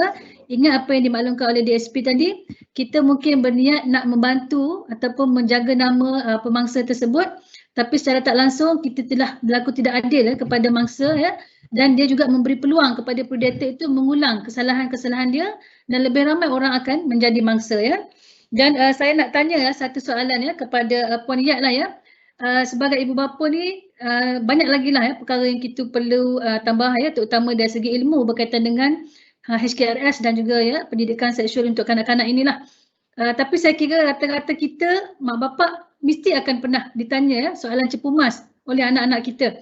Jadi ini antara soalan-soalan yang biasa ditanyakan kepada kita kita nak jawab pun tak tahu kan. Lepas tu kan kita tolak kat suami. Tanyalah, tanya bapak lah, tanya ayah lah tanya mak Masing-masing kita tak tahu. Sama ada kita memang tak tahu atau kita nak mengelak. Kita harapkan anak kita tanya dengan cikgu. Tanya dengan kawan sedangkan kawan pun tak tahu sama macam anak kita. Jadi bila mereka dapat maklumat yang tak betul terutama sekarang melalui media sosial, melalui internet, banyak maklumat yang tidak ditapis dan maklumat tu pun kebanyakannya tak benar. Dan kalau kita tengok perkongsian Dr. Kamal dalam siri yang pertama kalau kita ingat di dalam media sosial di dalam internet ini ada disediakan lorong-lorong dipanggil dark web web gelap maksudnya website-website yang tak baik Jadi anak-anak kita ni akan di-groom, akan disiasat, barulah mereka akan dilorongkan, dibawa masuk ke dark web tersebutlah Contoh yang kata kita boleh ingat seperti baby sugar daddy yang baru-baru ni ada website contohnya Jadi mereka pun predator dan pelaku ni pun dia pun upgrade diri dia. Jadi saya nak tanya kepada Puan Yat kalau kita lah ditanya soalan-soalan cepu mas ni oleh anak-anak, macam mana kita nak tolong diri kita dan nak tolong anak kita, nak selamatkan anak kita? Silakan Puan. Terima kasih Puan Sri. Okey, atas persoalan ni soalan cepu mas bila anak start mula bertanya mengenai orang kata soalan mengenai seks kan, ibu bapa biasanya dekat sini saya takkan menyalahkan dia pasal ibu bapa sebab orang kata kadang-kadang ibu bapa pun tak ada informasi yang cukup, informasi yang tepat. So ibu bapa pun kadang-kadang dia maybe takut bila dia menjawab soalan itu. Anak-anak tu dia dah orang kata kasih informasi yang salah. So di dekat sini orang kata pada keadaan sekarang, pada orang kata zaman sekarang, ibu bapa pun dah kena start belajar. Orang kata pendidikan seks tu bukan hanya untuk kanak-kanak, ibu bapa pun kena juga menuntut ilmu ni. Sebab okey dengan keadaan sekarang ni kalau boleh kita nak bila anak mula bertanya kepada kita, kita boleh memberi jawapan. Dan kenapa anak ni suka bertanya? Pergi kepada ibu bapa. Macam saya cakap tadi, ibu bapa ni adalah orang yang diorang percayai. So diorang nak dapatkan informasi daripada ibu bapa. Yang orang pertama yang nak dapatkan informasi tu daripada ibu bapa, bukan daripada orang lain. Jadi ibu bapa, kalau anda tak tahu lebih detail, tahu asas pun sudah cukup. Contohnya, kalau macam orang kata nak beri jawapan tu tak perlu memberi jawapan yang panjang. Beri jawapan yang ringkas, padat, dah cukup dah. Sebab anak ni kadang-kadang bila dia mendapat jawapan tu dan memuaskan hati mereka, diorang dah tak bertanya lagi dah. Tetapi jika jawapan kita tak memuaskan hati mereka, itu yang anak akan terus bertanya dan terus bertanya. Tapi bila mereka bertanya macam Puan Sri tadi cakap, jangan kita tinggalkan mereka macam saya ada cakap awal tadi, jangan tinggalkan persoalan mereka tanpa jawapan. Sebab diorang akan mula mencari jawapan yang di luar yang kita takut, sumber-sumber yang tak sepatutnya, memberi jawapan yang tak sepatutnya, itu yang kita tak nak. Jadi contohnya macam kita boleh nampak dekat slide ni kan, mama apa tu persetubuhan, mama apa tu air mani, ataupun mama, saya rasa soalan yang paling popular yang saya pun ada pernah berdiskus sebelum ini kan, mama, ayah, bayi tu datang daripada mana keluarnya bayi. Benda tu sebenarnya simple, tapi kalau soalan tu actually daripada anak yang bertanya tu umur dalam 12, 13, 14, kita tahu diorang dah mula belajar di sekolah kan. Tapi kalau anak yang bertanya tu umur contoh 6, 7 tahun, mereka belum belajar lagi. Jadi sebagai ibu bapa bila mendapat soalan macam ni jangan panik. Tarik nafas dulu. Tarik nafas yang make sure kita kena tenang. Sebab bila kita tenang, insya-Allah kita boleh kasih jawapan tu walaupun kita tak pernah terfikir. Tapi bila kita tenang, insya-Allah jawapan tu automatically boleh keluar daripada mulut kita. Contohnya kalau anak yang berusia 6-7 tahun tanya kan, mama, ayah, bayi datang daripada mana Satu, kita terus tanya dia balik. Mana adik atau abang dapat soalan ni? Dapat daripada mana? Sebab satu, kita nak tahu diorang dapat daripada mana? Internet, kawan-kawan, yang itu yang kita nak tahu sumber dia tu. Kalau dia kata okeylah kita anggap daripada sekolah. Okey, kalau di sekolah mungkin cikgu tak menjelaskan dengan detail kan. So kita boleh cakap macam ni. Bayi tu datang daripada mana? Cakaplah bayi tu datang daripada rahim mama. Dekat sini kita kena explain lah, memang orang kata rahim tu kan memang fungsinya untuk meletakkan baby kan. Lepas tu kalau dia tanya lagi maybe tak puas hati, kenapa dia ada dalam rahim mama? Kita cakap lah sebab ayah yang letakkan benih dalam rahim mama. So nanti bila baby tu dah selesa, dah orang kata dah ready nak keluar ke dunia ni, dia akan keluar ke dunia melalui faraj mama. Nampak tak dekat situ kita menggunakan perkataan yang tepat dekat anak-anak.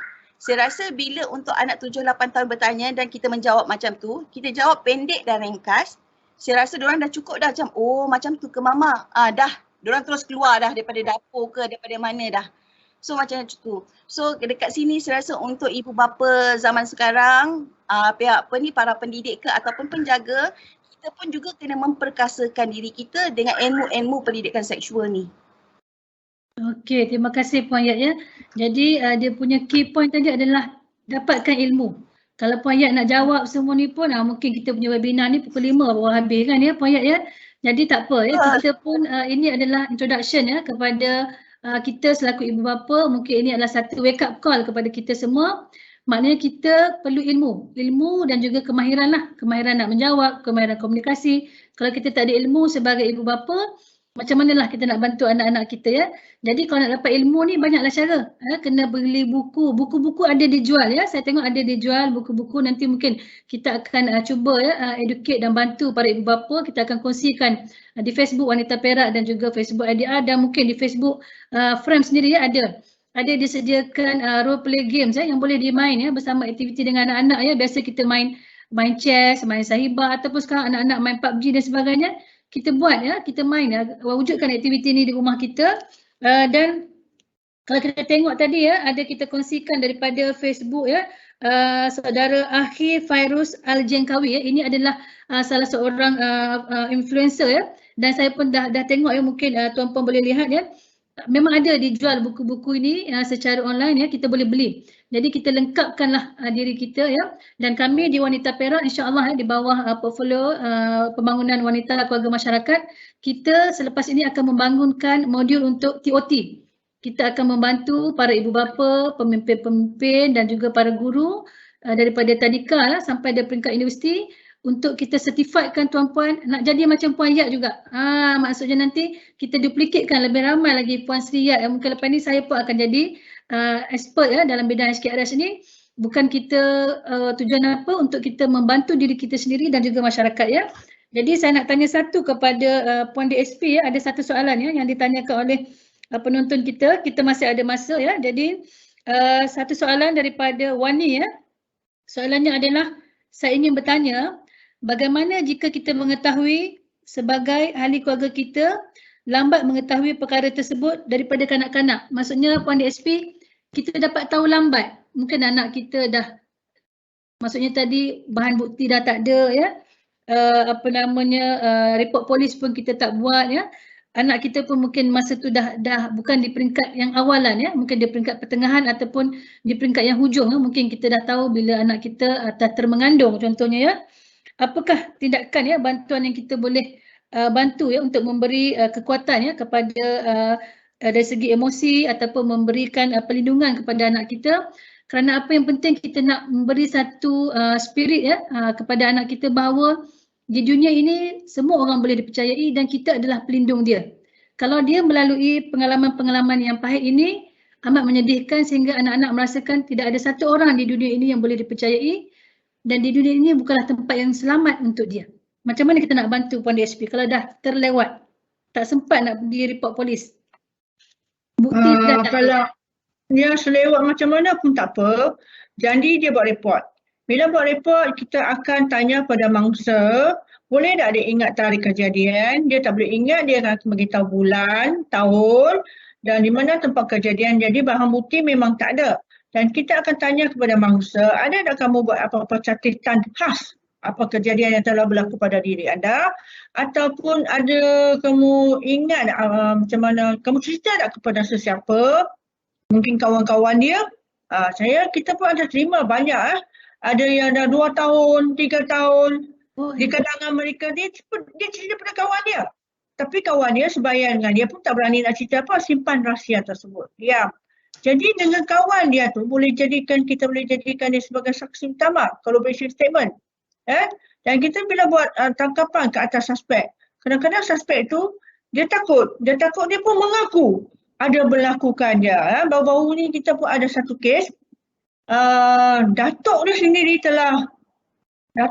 dia telah rogol dia 2 tahun yang lepas. Lepas tu dia ada cerita pada salah seorang kawan dia. Kita dapat dah tuduh si pelaku tersebut lah. Dan si datuk tu pun dia kata dia rasa menyesal lah apa dia telah buat kepada bangsa. Jadi kita dapat tuduh. Kalaulah benda ni tak ada, macam mana kita nak buat? Kita tetap akan menjalankan siasatan dan kita akan bawa bangsa untuk buat rakaman video kalau dia masih bawah 16 tahun. Jadi keterangan yang apa yang dia buat tu, dia akan ambil gambar dulu patung. Dia menggambarkan macam mana benda tu berlaku. Kalau benda itu betul-betul berlaku, dia akan menggambarkan betul-betul macam mana dia dibuka baju, macam mana dia dirogol.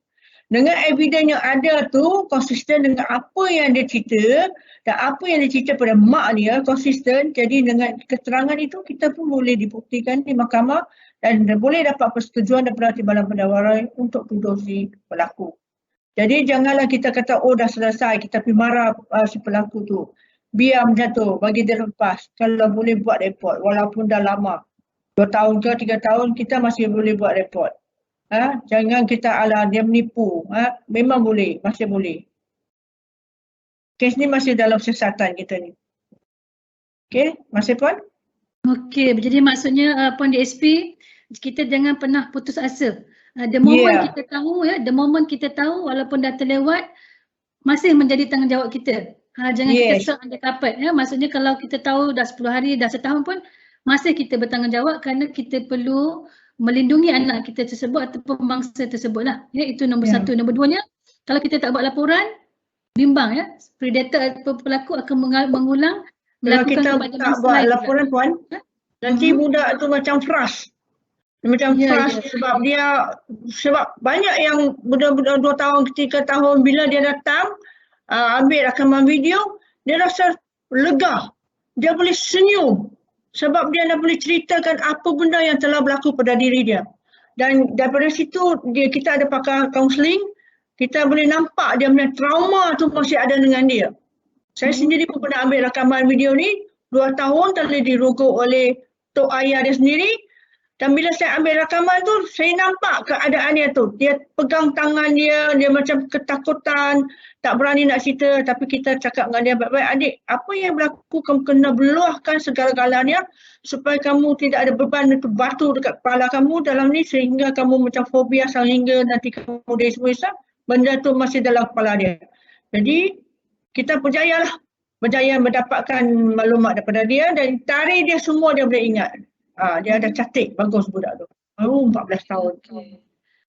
Jadi dia lepas tu dia cakap dia rasa lega, mak bapak dia pun percaya pada dia. Okey, jadi satu perkongsian yang benar lah dan kita ambil sebagai satu positif. Sebagai satu positif mana DSP. Kalau ibu bapa kata biarlah benda dah lama tak ada dibukti, pasal budak tu sebab dia nak keadilan pada diri dia. Dan kita sebagai orang dewasa biar saja. Keadilan dan juga sokongan moral dan kita bantu dia untuk pulih dan pulihkan dia balik. Sekiranya anak-anak kita ini menjadi bangsa, sebenarnya bukanlah berarti hidup mereka tu dah sampai ke penghujung. Kita ni dia beri peluang dalam hidup kita, dia beri peluang untuk kita menambah baik dan itu adalah ujianlah kepada kita Jadi Puan Yat saya nak tanya, saya mohonlah di ruang yang ada ni kita nak bantu ibu bapa. Saya dimaklumkan pihak FRAM ada membangunkan satu aplikasi Ini kita nak share aplikasi yang baik saja. Mungkin lepas ni ibu bapa pun kena cari juga aplikasi-aplikasi yang tak baik ni. Kena alert apa apps yang digunakan Contoh kalau kita search saja apps untuk gay, apps untuk LGBT memang ada. Kita boleh tengok. Jadi hari ni kita nak share support system ataupun aplikasi yang telah disediakan oleh pakar kita daripada FRAM. Saya mohon Puan Yat untuk terangkanlah apa itu Ana chatbot ni. Mungkin dalam masa PKP ya, anak-anak pun siapa yang boleh gunakan chatbot ni ya? Silakan Puan. Okay, terima kasih Puan Sri. Okey. Orang kata ini adalah orang kata salah satu solusi ataupun usaha yang kita cuba lakukan untuk membendung masalah-masalah sosial yang ada dekat luar ni kan, untuk kanak-kanak ataupun orang kata golongan muda. So dengan kerjasama FRAM, UNICEF dan juga REACH, so kita membangunkan satu chatbot. Chatbot ni kalau kita senang nak faham, contoh kalau yang KWSP, Ilya tu. Kalau AirAsia tu pula Ava kan, bila kita ada persoalan kita pergi type dan tanya. So kita ada satu chatbot ni yang dulunya hanya di website sahaja, tapi sekarang sebab kita pun ikut trend juga, kita tahu semua tak kira tahap usia berapa, baik yang muda, yang remaja ataupun yang dewasa dan tua, kita semua guna WhatsApp kan. So chatbot ni ada dalam WhatsApp. Dekat situ kita boleh nampak nombor telefon dia, nombor telefon dia macam pelik kan, bukan nombor handphone kan. Tapi boleh save je nombor tu, akan dapat chatbot ni. Ataupun link untuk WhatsApp tu ada kita sharekan di Facebook page Range, UNICEF dan juga FRAM. So chatbot ni kita adalah memberi, chatbot ni mengandungi 260 soalan dalam dual bahasa, bahasa Melayu dan juga bahasa Inggeris. So pengguna boleh pilih, kanak-kanak ni, remaja, golongan muda boleh pilih nak guna bahasa apa. Lepas tu kita membincangkan, merangkumi pendidikan kesihatan reproduktif seksual, mengenai penderaan, lepas tu mengenai identiti jantina, mengenai kehamilan remaja, mengenai sexual grooming pun ada. Jadi dan dekat dalam chatbot ni juga kita ada berkongsi cara-cara untuk membuat laporan polis tu macam mana. Sebab kadang-kadang kalau kanak-kanak yang kita kata dah peringkat remaja tu, mungkin mereka tahulah macam mana kan nak pergi ke balai polis sebab diorang dah ada keberanian sikit, independen kan. Tapi untuk kanak-kanak yang lagi usia lagi rendah macam contoh 10, 11, 12 mungkin tak ada keberanian tu. So diorang kat sini kita menolong macam mana untuk membuat laporan polis, ataupun macam mana nak mendapatkan bantuan daripada agensi-agensinya tertentulah.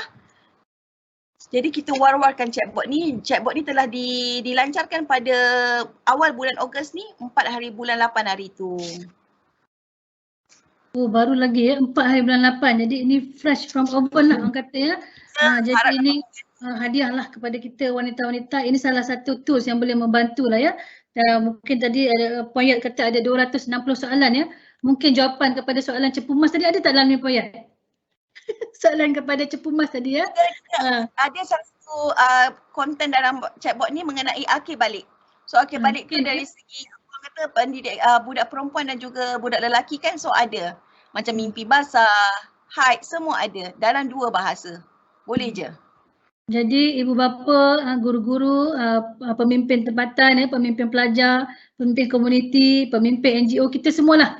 Hari ni ada momen terus kita download ya, kita terus, saya pun dah masuk ya. Kalau saya tengok ni dia tanya apakah maksud bahagian badan sulit dia dah ada, senang lah, sangat user friendly lah. Jadi kita boleh gunakan sebagai satu sokongan ya ataupun bantuan kepada kita di saat kita nak menggunakannya untuk kecemasan dan kita mempersiapkan diri kita ya.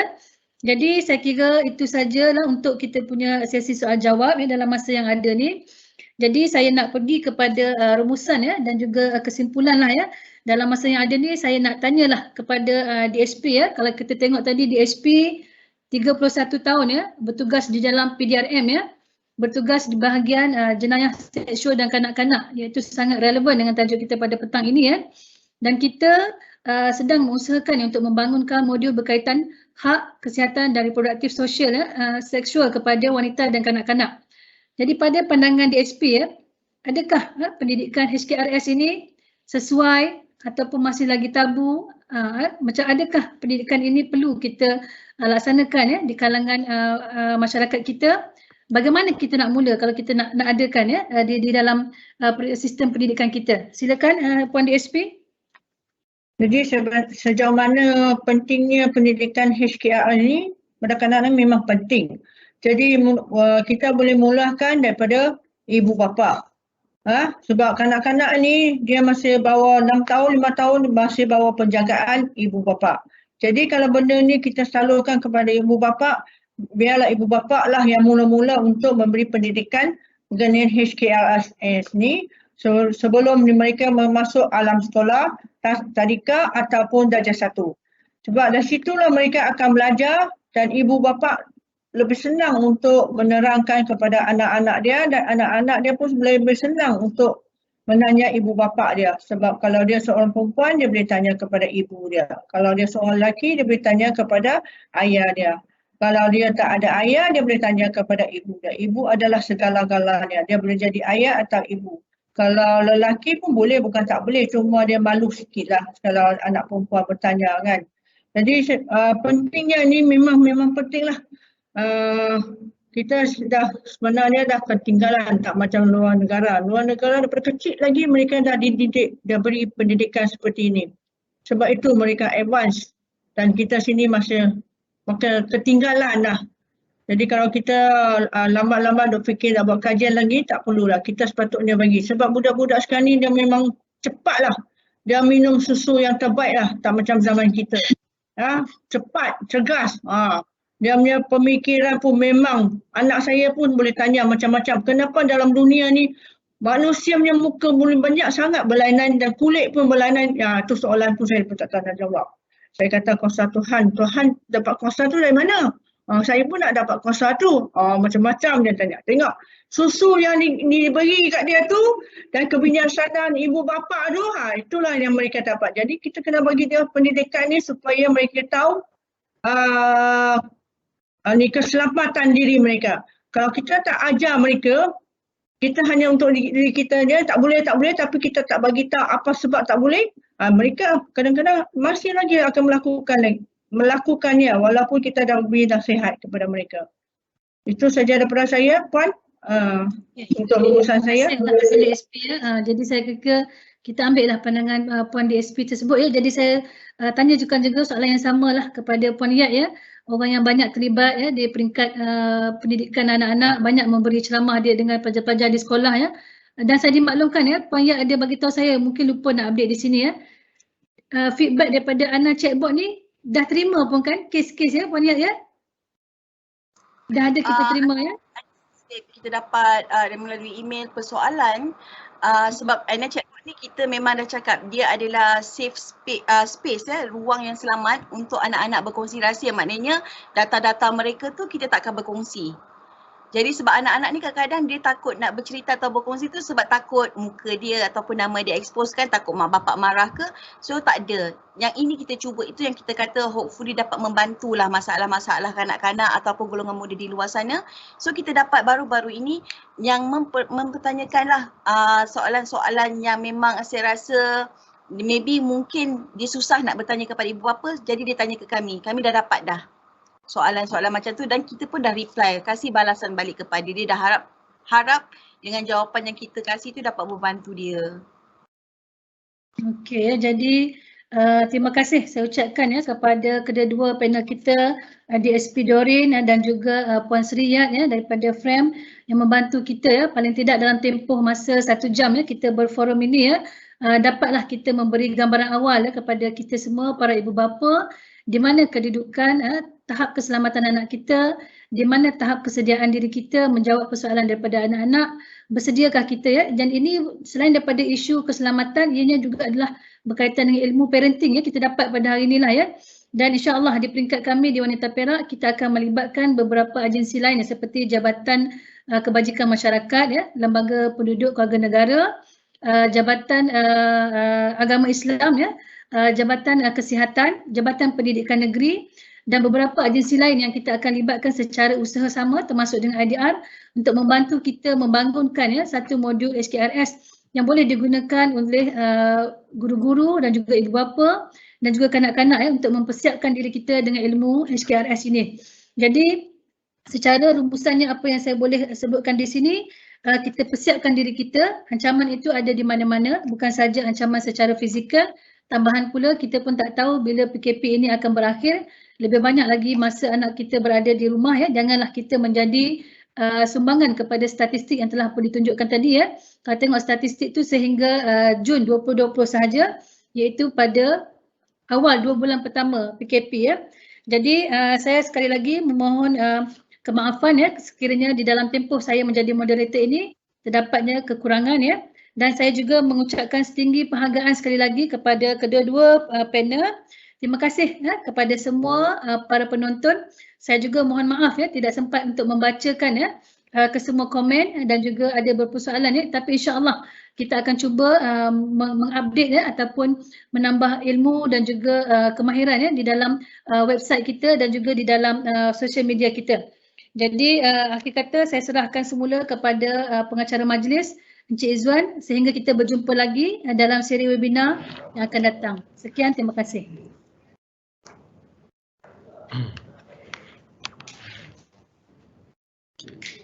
Majlis merakamkan ucapan setinggi penghargaan dan jutaan terima kasih kepada barisan ahli panel, Puan DSP Doreen dan Puan Sriyati serta moderatornya Puan Sri Hartini atas penerangan dan perkongsian ilmu untuk kita semua praktikan dalam kehidupan seharian, khususnya sebagai panduan para ibu bapa dalam sentiasa memastikan keselamatan anggota badan anak-anak sentiasa terjamin. Begitu juga kepada golongan pendidik iaitu guru dalam mempersiapkan diri dengan pengetahuan supaya mereka sentiasa bersedia memberi khidmat sokongan kepada mereka yang memerlukan. Hadirat yang dihormati sekalian, webinar Wanita Perak X Darul Rizwan siri kedua, apa itu sentuhan okey dan tak okey, telah sampai ke penghujungnya. Namun kita masih ada baki 10 siri lagi dengan pelbagai topik yang cukup menarik untuk dikupas dan dibincangkan oleh barisan panel yang arif lagi bijaksana dan pastinya ianya dinanti-nantikan oleh anda semua. Stay tune bersama kami untuk webinar HKRS siri ketiga yang akan diadakan pada 9 September 2021 di platform yang sama dengan topik yang akan kami wawarkan dalam masa terdekat ini. Nantikan juga program kesihatan mental bertajuk Berdamai dengan Takdir dengan barisan panel yang cukup hebat dan disegani ramai iaitu Ustaz Don Daniel dan Dr. Siti Hasliza pada 6 September 2021. Jangan lupa like dan follow FB Wanita Perak dan Institut Darul Rizwan. Gadis rupawan berbaju kebaya, cantik menawan warisan bangsa, sikap sederhana berbakti mulia, ciri mulia wanita berjaya. Sekian sahaja untuk kali ini. Mohon maaf dari saya sekiranya ada terkasar bahasa terlanjur bicara sepanjang mengendalikan majlis ilmu ini. Sesungguhnya yang terbaik itu datang daripada Allah Ta'ala, yang kekurangan itu adalah kelemahan saya. Sekian, terima kasih. Assalamualaikum warahmatullahi wabarakatuh dan salam sejahtera.